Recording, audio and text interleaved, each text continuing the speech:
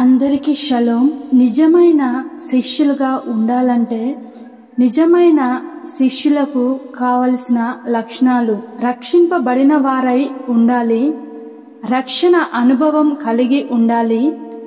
మారు మనసు కలిగిన వారై ఉండాలి, లోక ఆశలను విసర్జించిన వారై ఉండాలి, దేవునికి సమర్పించుకొని వారై ఉండాలి, దేవుని పనికై సిద్ధము కలవారై ఉండాలి,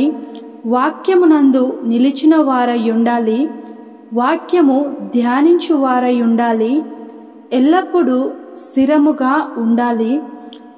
వాక్యమునందు స్థిర జీవితము కలిగి ఉండాలి, సాతానుకు చోటు ఇవ్వని వారై ఉండాలి, లోక ఆశలకు చోటు ఇవ్వని వారై ఉండాలి, క్రమముగా వాక్యము వినువారై ఉండాలి, మందిరానికి రావడం మానని వారై ఉండాలి, సత్యమును ఎరిగిన వారై ఉండాలి, ఏది నిజం అబద్ధం అని తెలుసుకొనిన వారై ఉండాలి, దేవుని పనికై సిద్ధమై ఏదైనా చేయడానికి సిద్ధము కలవారై ఉండాలి, అజ్ఞానానికి దూరంగా జ్ఞానం కలిగి జీవించువారై ఉండాలి, అల్ప విశ్వాసము కలిగి ఉండరాదు, బలమైన విశ్వాసం కలిగి ఉండాలి,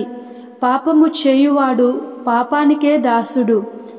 నిస్వార్థమైన మనస్సు కలిగిన వారై ఉండాలి. ఇలాంటి వారు దేవునికి నిజమైన శిష్యులుగా ఉంటారు.